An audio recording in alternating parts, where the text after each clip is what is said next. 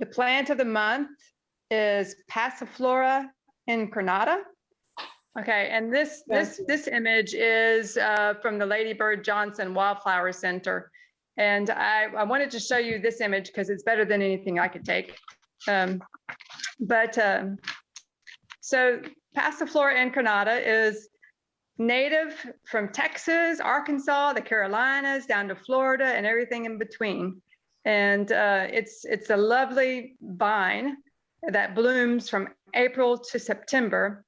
It is herbaceous, so in the wintertime, it's going to freeze down to the ground, generally speaking. But it'll come back every year, most of the time.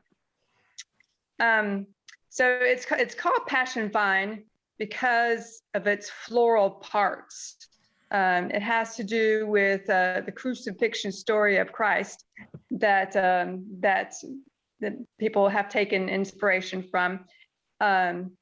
If you look at the photograph, it has 10 petals underneath that fringe right there. And that represents the disciples of Jesus, excluding Peter and Judas. I guess they just thought the 10 were enough. And then there's 5 knob-like stamens at the very top that are poking out at the very top of the flower. I'm sorry, knob-like stigmas. And those represent the nails that they use to nail them to the cross. And then you have the 5 stamens just underneath that. Those are the male parts, and those represent the wounds. And that fringe you see around just above the petals, that represents the crown of thorns. And anyway, so that's why they call it the passion vine. Okay, so I got this from my garden outside. I'm going to try to show you a little bit.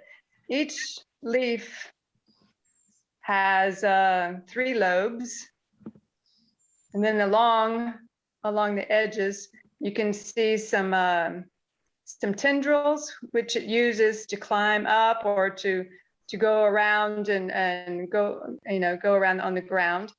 And then you have the small what's going to be flowers, and then you have the flower itself right there. I'm on my phone, so I don't have 2 hands. I'm sorry to show you all this, but I just wanted to show you that. And it's just a lovely vine that I love to keep in my garden.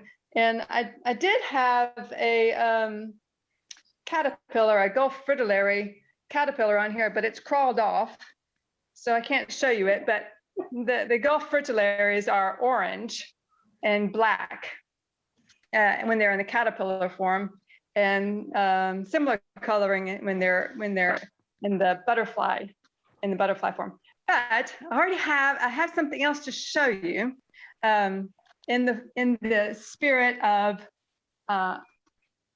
nature inspiring art. I got this picture a while back. I went to a flower show, and this one is actually Passiflora caerulea. So it's the blue passion vine. And you can see that this one has the 5 lobes. But what the artists did with this is they actually pressed this passion vine. And then when it was dry, they put it on top of a light box. It's a table that's lit from underneath.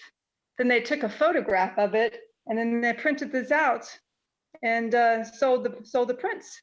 So I have this on my wall, so it's one of my favorite pieces of art at my house, and that was kind of one of the reasons why I chose this for plant of the month.